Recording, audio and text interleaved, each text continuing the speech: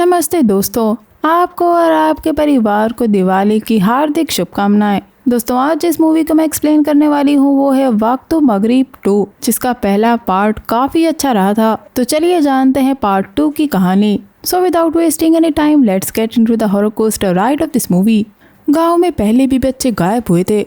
सबसे पहले हमने वादी, कार्ता और द्रजत को गायब होते देखा था, जिनमें से सिर्फ कार्ता ही बचा था। और उनके साथ घटी घटना के 30 साल बाद हमने आदि की कहानी देखी।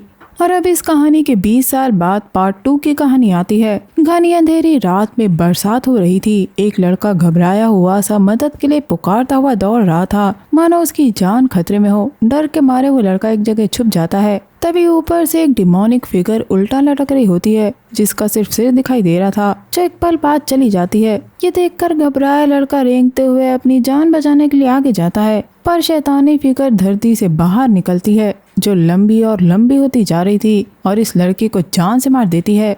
वहाँ एक गांव था जहाँ के बच्चों को बताया जा रहा था कि अंधेरा होते ही वो इधर उधर ना घूमे, क्योंकि शाम के समय शैतान बाहर घूमता है। और अगर बच्चे प्रे करना चाहते हैं तो वो शाम होने से पहले ही आ जाएं। बुलेन अपने लैपटॉप पे मेरिट स्कॉलरशिप देख रही होती है, जिसका फॉर्म उसे भरना था। तभी वहाँ एक बिल्ली आती है, जिसे उसका भाई योगो रोज खाना देता है। ये देखकर बुलेन उसे ऐसा करने से मना करती है, क्योंकि वो बिल्ली रोज आएगी।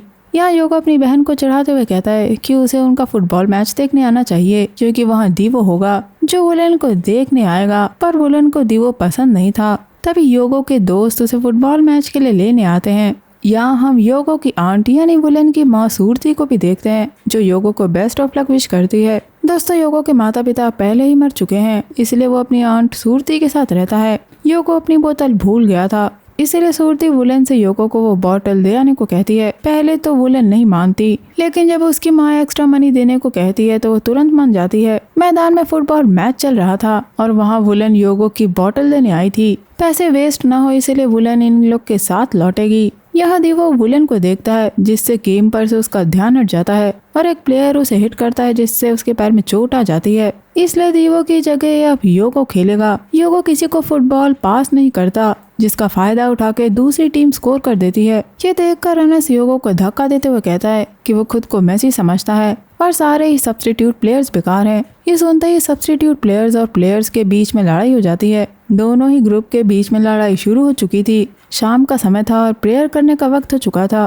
ड्राइवर अंदरों से पूछता है कि क्या वो प्रेयर करेगा, पर वो सीधे घर जाना चाहता था, क्योंकि वो अंदर अगर प्रेयर करने के लिए गया तो उसकी लड़ाई अनस से हो जाएगी। हालांकि योगो उसे प्रेयर करने के लिए कहता है, पर अंदरों को गुस्सा था, क्योंकि ये सब योगो ने शुरू किया था। ये लोग घर की तरफ निकल जाते हैं। इन्हें जाता देख इनका कोच चिल्ला के इनसे पहले प्रेयर करने को कहता है, पर ये लोग उसे बता जाते हैं कि वो लोग घर में प्रेयर करेंगे। जाते समय कोच इन्हें सावधान रहने को कहता है, क्योंकि अंधेरा होने वाला था। उधर दुकान पे 2 लोग बैठ के बात कर रहे होते हैं। तभी हम पहले पार्ट के आदि को देखते हैं, जो बड़ा हो चुका था। तभी 2 आदमी उसे याद दिलाते हैं कि अंधेरा होने वाला है। आदि को अजीब सा महसूस होने लगा था और आसमान लाल हो चुका था, जैसा कि 20 साल पहले हुआ था। आदि समझ गया था कि इतिहास दोहराने वाला है। उस वक्त बच्चे घर लौट रहे थे। वुलन ड्राइवर को सारी बात बताती है कि कैसे योगो की बेवकूफ़ी की वजह से वो लोग हार गए। देख के लग रहा था कि वुलन योगो को बिल्कुल पसंद नहीं करती, और गाड़ी के पीछे सभी लड़के अनस के बारे में बात कर रहे थे कि उसका चेहरा देखने लायक था। एंड्रो यहाँ कहता है कि काश अनस सारी जिंदगी अपाहिज हो जाए, और उसी वक्त वुलन भी ड्राइवर से कह रही थी कि वो इतनी दूर से इनकी हार देखने नहीं आई, काश योगो मर जाए। और उसी वक्त एक आदमी इनकी गाड़ी के सामने आ जाता है, जिससे इनकी गाड़ी टकराती है। उतर के देखने पे वो आदमी मर चुका था। ड्राइवर पुलिस को कॉल करके सारी बात बताता है। यहाँ वुलन को एक आवाज सुनाई देती है, जो उससे खेलने के लिए बुला रही थी। और दोस्तों, जो आदमी मर चुका था वो दरअसल जंगल में खड़ा होकर वुलन को बुला रहा था। अब योगो देखता है कि वुलन गाड़ी में नहीं थी। बच्चों को तेज गुर्राने की आवाज जंगल से सुनाई देती है। जंगल के अंदर वो आदमी वुलन को अपने वश में कर ले जा रहा था, जो दूसरी तरफ चला जाता है। और तब वुलन को होश आता है। उसके पीछे वही शैतानी फिगर खड़ी थी, जो सीधे वुलन में समा जाती है। और वुलन पजेस्ड होकर पीछे की ओर मुड़ी हुई थी। सारे बच्चे अलग अलग होकर वुलन को ढूंढना शुरू करते हैं, तो एंड्रो को वो शैतान खड़ी हुई नजर आती है। दूसरी तरफ योगो को वुलन बैठी हुई दिखती है जो रो रही थी और पल भर बाद वो गायब हो चुकी थी, क्योंकि अब वो योगो के पीछे खड़ी थी जो पत्थर से उस पर हमला करने वाली थी। पर तभी वो बेहोश हो जाती है, जिसे योगो और ड्राइवर संभालते हैं। पुलिस वहां पहुंच चुकी थी पर वहां किसी का कोई पता नहीं था, इसीलिए पुलिस स्थानीय लोगों के साथ बच्चों को जंगल में ढूंढना शुरू करती है और उन्हें ढूंढ के उनके घर पहुंचा देती है। वुलन शॉक में थी, वो कुछ बोल नहीं रही थी। ऑफिसर सूरती को बताता है कि शायद वो शॉक में है। सूरती अब अपनी बेटी से पूछती है कि आखिर क्या हुआ था, जिसपे वो कोई जवाब नहीं देती। सूरती उसे बताती है कि वो जब भी चाहे इस बारे में बात कर सकती है। योगो वुलन को देखकर हैरान था। आदि एक्सीडेंट की जगह से जब गुजरता है तो उसे जो पता चलता है उसे सुन के वो हैरान था, क्योंकि शाम होते वक्त वहाँ एक्सीडेंट हुआ था। वो गाड़ी बच्चों को घर ले जा रही थी, तब एक आदमी उनकी गाड़ी से टकरा के मर गया था। उन 8 बच्चों में से सिर्फ 2 ही अपने घर पहुँचे, बाकी के 6 अभी भी गायब हैं, जिनका कोई पता नहीं है। यानी वुलन और योगो ही अपने घर पहुँचे हैं। दोस्तों, आदि ने उस मरे हुए लड़के की गर्दन पे एक निशान देखा था जो कि बर्थ मार्क था, और वो लड़का यूदिस था जो 20 साल पहले शाम के वक्त ही गायब हो गया था, जिसके बाद उसका कोई पता नहीं लगा और अब उसे वो ईविल यूज कर रही है। यहाँ कहानी पहले पार्ट से जुड़ती है जब आयु का फोन आता है, क्योंकि आदि अभी तक लौटा नहीं था। आदि उसे बताता है कि जिस चीज को वो ढूंढ रहा है वो उसके बहुत करीब है। आयु यहाँ उसे बार बार समझाती है कि काफी साल बीत चुके हैं और आदि अभी भी उसे ढूंढ रहा है, जबकि उसे शांति से रहना चाहिए।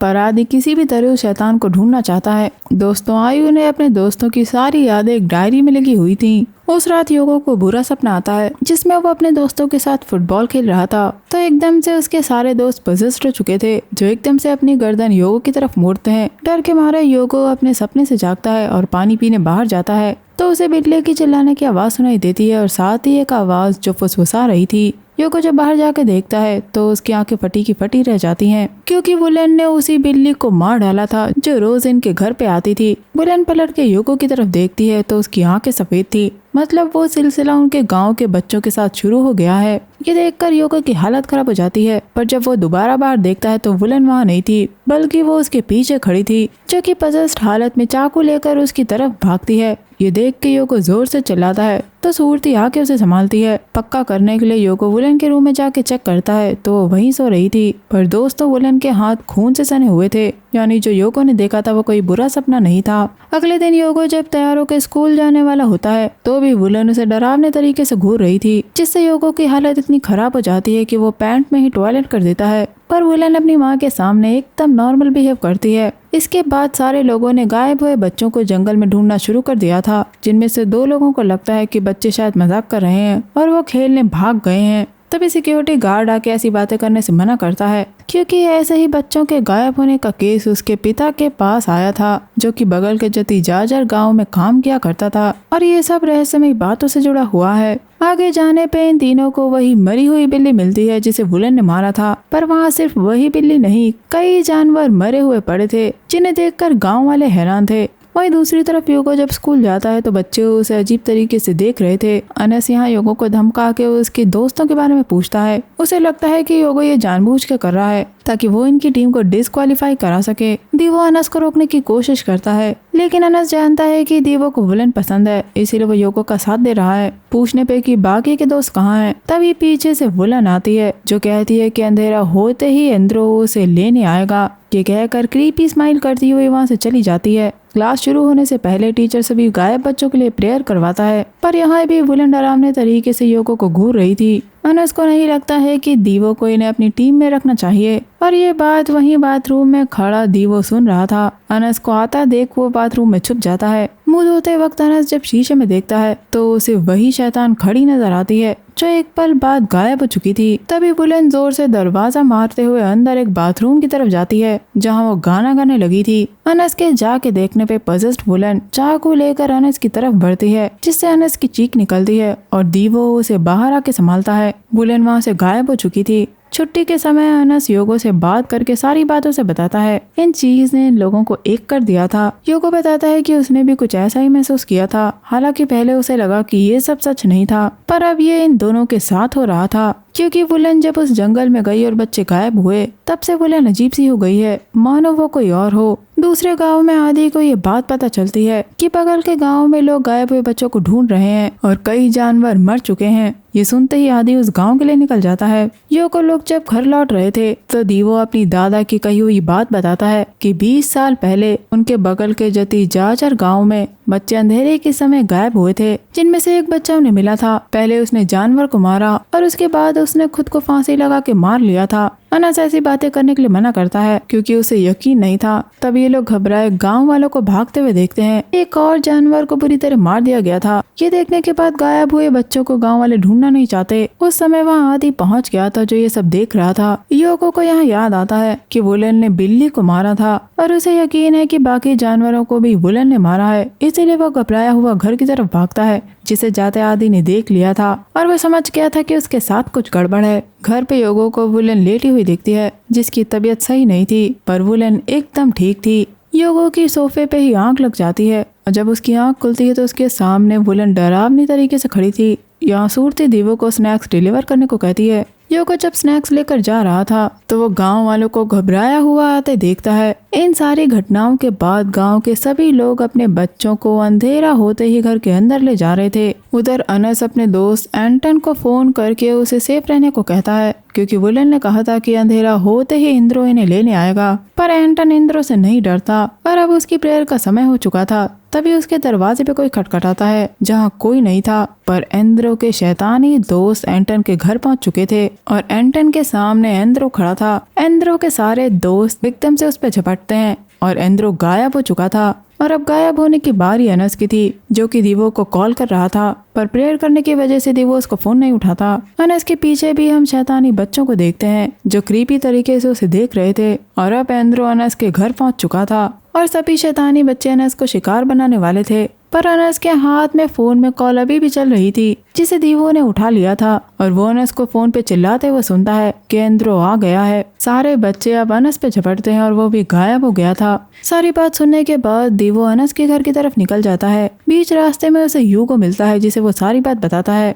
ये दोनों अनस के घर की तरफ निकल जाते हैं, जहाँ पोजेस्ड बच्चे इन्हें घेर लेते हैं। तब घर की छत पे खड़ा इंद्रो नीचे गिरता है और सीधे धारदार हथियार लेके भागते हुए इनकी तरफ आता है। ये देखकर ये लोग अपनी जान बचा के भागते हैं। सारे बच्चे योगो और दीवो को मारने के लिए उनके पीछे भागते हैं और रास्ते में जो भी आता है वो उसे जान से मार देते हैं। इन बच्चों के सर पर खून सवार था। सही समय पे आदि आकर दीवो और योगो को वहाँ से ले जाता है। एंद्रो अनस को एक जगह ले आया था, जहाँ उसने अनस के घायल दोस्तों को इकट्ठा किया था। एंद्रो अनस को मारने वाला था, तभी वुलन पीछे से हमिंग साउंड करते हुए आती है, जिसके पीछे अनस को वही डेमोनिक फिगर दिखती है जो हवा में ऊपर उड़ रही थी। दूसरी तरफ आदि योगो लोगों से जानने की कोशिश करता है कि उस घटना के पहले वो लोग क्या बात कर रहे थे, जिस पे योगो बताता है कि वो लोग अनस की टीम को बुरा भला कह रहे थे क्योंकि वो उनकी टीम से जीतना चाहते थे। और ठीक है, ऐसा ही आदि के दोस्त ने उसकी टीचर मिसेस बोरो के लिए कहा था।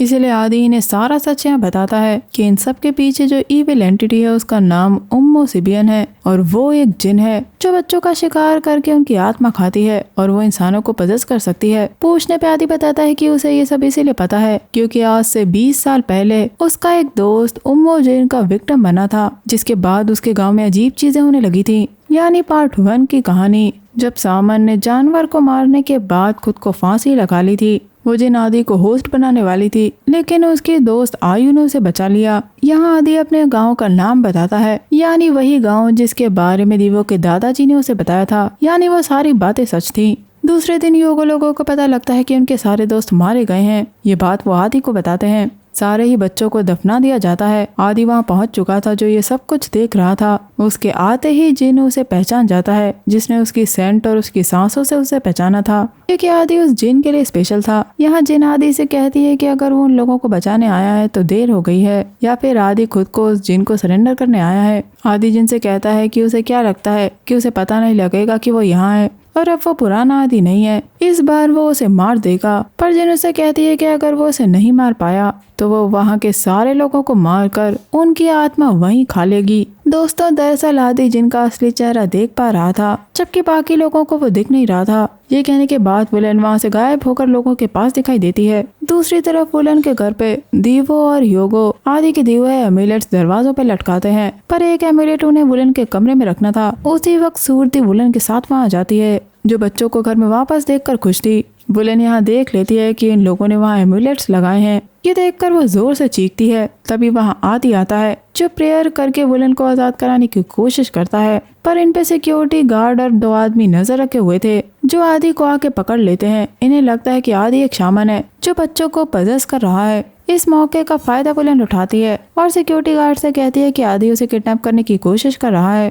दरअसल दोस्तों, वुलन ने कब्रिस्तान में सिक्योरिटी गार्ड से कहा था कि आदि उसे किडनैप करने की कोशिश कर रहा है। आदि यहाँ इन लोगों को सच बताता है कि वुलन के अंदर एक जिन है, पर उसकी बात कोई नहीं सुनता। खतरा देख के आदि दीव और योगो को वहाँ से भाग जाने को कहता है। ये बात गांव में फैल जाती है कि बच्चों को पजेस करने वाला पकड़ा गया है, इसीलिए सारे लोग वुलन के घर के बाहर इकट्ठा हो जाते हैं। अंदर सिक्योरिटी गार्ड आदि से सच पूछता है तो आदि बताता है कि वो जती जाजर गांव से है। ये सुनते ही सिक्योरिटी गार्ड हैरान रह जाता है। आदि सिक्योरिटी गार्ड से उसके डैड के बारे में पूछता है जिन्होंने आदि की हेल्प करी थी, जो कि उस वक्त एक विक्टिम था, इसीलिए आदि उसे खोलने के लिए कहता है। उधर मस्जिद में वुलन वहाँ के हेड को बेहोश करके माइक पे गाना गाते हुए बच्चों को खेलने के लिए बुला रही थी। उसकी आवाज सुनते ही गांव के सारे बच्चे पजेस होकर उसकी तरफ बढ़ने लगते हैं और उन्हें रोकने पे बच्चे उन इंसानों को जान से मार देते हैं। वुलन के गाने की आवाज अंदर आदि लोगों को सुनाई दे रही थी। आदि यहाँ बार बार उसे छोड़ने के लिए कहता है ताकि वो बच्चों को बचा सके। वुलन का गाना रुकते ही सारे माता पिता अपने होश में आते हैं और पाते हैं कि उनके बच्चे गायब हो चुके थे, जिन्हें वो ढूंढने निकल जाते हैं। तब इंद्रो और उसके शैतानी दोस्त आदि लोगों पर हमला कर देते हैं। ये देख के सिक्योरिटी गार्ड आदि को खोल देता है ताकि वो जाके बच्चों को बचा सके। सिक्योरिटी गार्ड लोग किसी तरह उन बच्चों से लड़ रहे थे और आदि वहाँ से बाहर आ चुका था। तब उसे याद आता है कि जिन ने उसे कहा था कि वे सारे लोगों को मारकर उनकी आत्मा यहीं खाएगा, यानी कि कब्रिस्तान में, जहाँ पे खड़े होकर उसने ये कहा था। इसलिए आदि सीधे कब्रिस्तान जाता है जहाँ वुलन पजेस्ड बच्चों को अपनी तरफ बुला रही थी और उसके पीछे वही जिन हवा में लटकी हुई थी। उसी वक्त वहाँ आदि पहुँचता है और उस जिन से वुलन को छोड़कर उसको ले लेने के लिए कहता है। जिन उसे पूछती है कि क्या वो अपनी आत्मा खुद दे रहा है। दोस्तों, आदि ने अपने दोस्तों को खो दिया, जिसके बाद उसकी लाइफ टॉर्चर बन गई, इसीलिए उसे अब कोई फर्क नहीं पड़ता और वो अपनी आत्मा जिन को देने को कहता है। ये कहते ही जिन वुलन को छोड़कर सीधे आदि के अंदर चली जाती है और उसे बुरी तरह तड़पाना शुरू करती है। आदि किसी तरह अपने ऊपर कंट्रोल पाता है और प्रेयर पढ़ना शुरू कर देता है, जिससे जिन और सभी पजेस्ड बच्चों को तकलीफ होना शुरू हो जाती है। ये कहते हुए आदि सीधे नदी की तरफ जाता है और कहता है कि वो ये सब खत्म कर देगा। ये कहकर वो नदी में गिर जाता है और उसकी लाश बहती हुई चली जाती है। आदि ने खुद को सेक्रीफाइस कर दिया था, जिस वजह से गाँव के सभी बच्चे उस जिन से आजाद हो जाते हैं। इस हादसे के बाद वुलन योगो को गले लगा लेती है। भाई बहन मिल गए थे। एंड सीन में हम आयु को आदि का लेटर पढ़ते हुए देखते हैं, जो बताता है कि अगर आयु ये लेटर पढ़ रही है तो आदि मर चुका है और जाने से पहले वो आयु को थैंक यू कह जाता है उसकी अच्छी दोस्त होने के लिए। वहाँ गांव के लोग और बच्चे खड़े थे जो उस नदी में फूल डालकर आदि को सम्मान दे रहे थे। और बस ये कहानी यहीं खत्म हो जाती है। तो दोस्तों, ये थी कहानी वक्त मगरिब 2 की। वीडियो पसंद आया है तो हाइप बटन प्रेस करके अपना सपोर्ट मुझे दिखाइएगा। साथ ही लाइक और सब्सक्राइब बटन जरूर प्रेस करिएगा। मैं मिलूंगी आपसे अगले वीडियो में। तब तक के लिए अपना बहुत ख्याल रखिए। Stay safe, keep hunting, lots of love.